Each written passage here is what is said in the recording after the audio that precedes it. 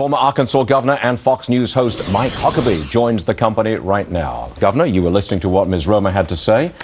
Any comment? I have great admiration for people who are in a political position and they are forced to go out and sing the same song to a theater full of empty seats. It's tough, isn't it? It is tough. And what we see here is that this is classic political spin. I understand her position. She's got to go out and trumpet the administration's song no matter how off tune it really is, and it is.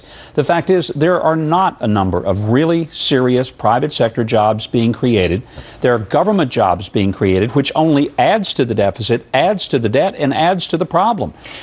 On this program, we've consistently hit very hard the problems that state governments are having with their own finances, in particular because of lavish pensions that have to be paid to retired government workers. We've hit that hard. You think that's a neglected story, don't you? Totally neglected. And there's a bigger piece of the story.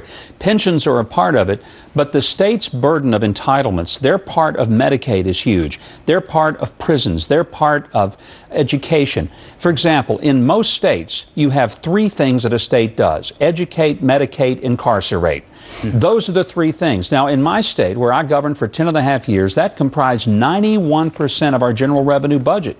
You can't really deal with spending by saying we're going to cut travel for state employees. That's totally, it's ridiculous. You could end it all and you've lost 9%. You're going to have to touch the big ticket items, and that means do what Chris Christie has said has to happen in places like New Jersey. You're going to keep the schools open, but you're going to have to make these schools run more efficiently. You can't just keep throwing the same amount of money. If you were the governor of Arkansas right now, a lot of people glad I'm not. Would you? No, everybody likes you. Oh, good. They do. Everybody likes you. Would you ask for a piece of the $100 billion bailout that is being readied for the states in the Congress? No governor is going to turn it down, but long term is that it's not a good thing. I remember during the recession that we went through in 01 and 03. Do you think it's going to happen, Governor? It's going to happen because the Democrats have to make it happen. Politically, is it a good financial decision? No, but it may be necessary in this reason. The congressional mandates that they have now placed on states, which are going to increase because of everything from environmental issues, the health care bill has huge implications.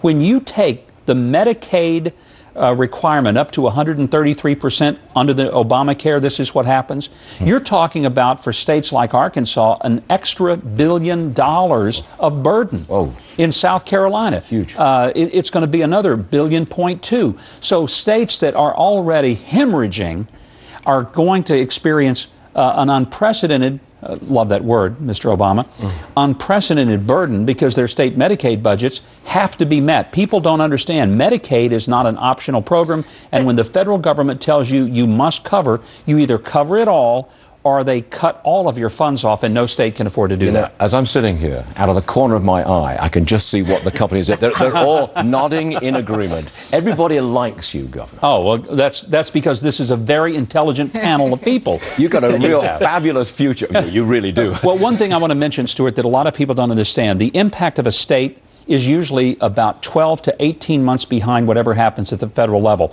So watch, when you see the federal government going through a serious deficit and financial crisis, and you say it's going to affect the states, remember, the real hit for the states will be 12 to 18 months after that. But just quickly, Governor, then what happens? Because once one goes, they're all going to go. California's going to be followed by Illinois, forget New York, New Jersey, Louisiana. I mean, they're just one at a time, they're going to come to the table looking for money. So what happens then?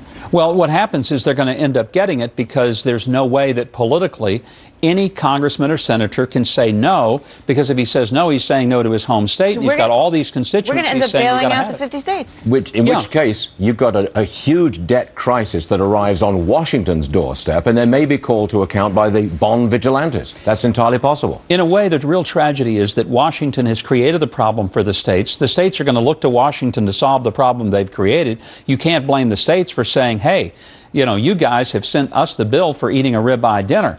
We barely got a bowl of soup out of this deal, so at least give us something here so we can finish with, with a glass of iced tea. Don't forget, watch Huckabee tomorrow, Fox News Channel, 8 p.m. Eastern. Everybody likes this guy. Thank you very much. Thank you, Stuart. Great to be with all of you. Appreciate it. American Express is...